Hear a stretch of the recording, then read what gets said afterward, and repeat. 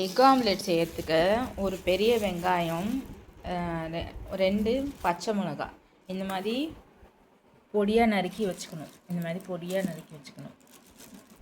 கொஞ்சம் ரொம்ப பொடியாக இல்லை, கொஞ்சம் ஓரளவுக்கு. 5 முட்டை,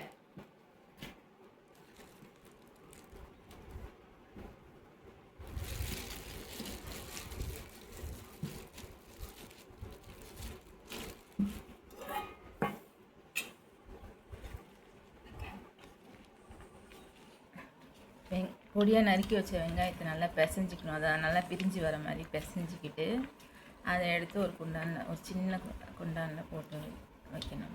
முட்டை ஃபஸ்ட்டு உடைக்கணும்.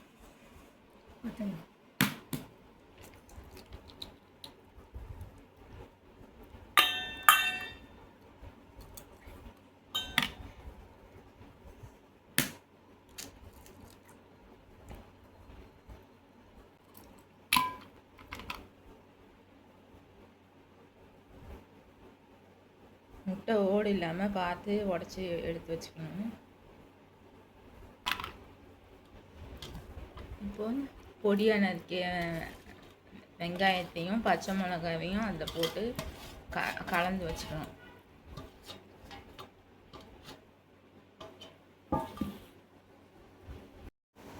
உப்பு வந்து கொஞ்சம் ஒரு ஸ்பூன்லாம் கிடையாது. 5 முட்டைக்கு கொஞ்சோண்டு உப்பு, இந்த மாதிரி கொஞ்சோண்டு தேவையான அளவு உப்பு எடுத்து தண்ணியில் போட்டு மிக்ஸ் பண்ணி கரைக்கணும்.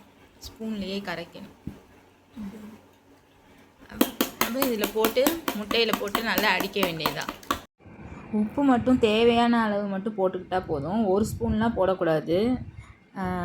நடுவில் சால்ட்டு பத்தலைன்னா கூட இப்போ டேஸ்ட் பண்ணி சால்ட்டை ஆட் பண்ணிக்கலாம். அதே மாதிரி கரைச்சி உப்பு தண்ணியில் கரைச்சி தான் போடணும். அப்போ தான் அது அதில் நல்லா மிக்ஸ் ஆகும். இந்த மாதிரி நல்லா அடித்து வச்சுக்கணும் முட்டையை. 3 ஸ்பூன் எண்ணெய் ஊற்றிட்டு எண்ணெய் காஞ்சோடனே முட்டையை கலக்கி வச்சதை எடுத்து இதில் ஊற்ற வேண்டியதுதான். ஒருத்தருக்கு தேவையான அளவு முட்டை ஊற்றணும்.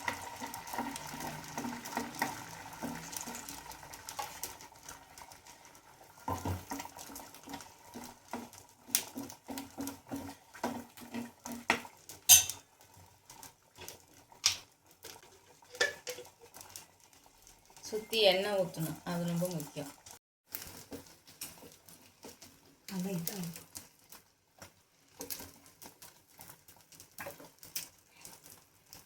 முட்டை ஒரு பக்கம் கொஞ்சம் வெந்தோடனே திருப்பி போடணும். இப்போ முட்டை வெந்துட்டுருக்கு.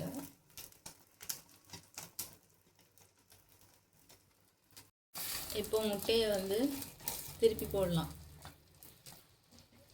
பார்த்து உடையாமல் அப்படி திருப்பணும்.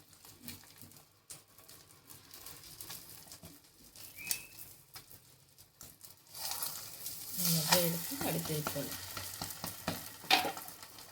திருப்பி போட்டு அந்த பக்கம் கொஞ்சம் வேகிற வரைக்கும் வெயிட் பண்ணணும். திருப்பி முட்டையை திருப்பி போட்டுக்கலாம். அது கொஞ்சம் வெந்தோடனே எடுக்க வேண்டியதான், அவ்வளோதான். 2 பக்கமும் ஓரளவுக்கு ஓரளவுக்கு இல்லை, நல்லாவே வெந்துருச்சு. இன்னும் கொஞ்சம் நேரம் விட்டால் கொஞ்சம் நல்லாயிருக்கும்.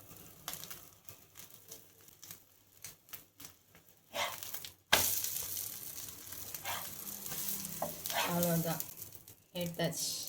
இப்போ எக் ஆம்லேட் ரெடி ஆகிடுச்சு.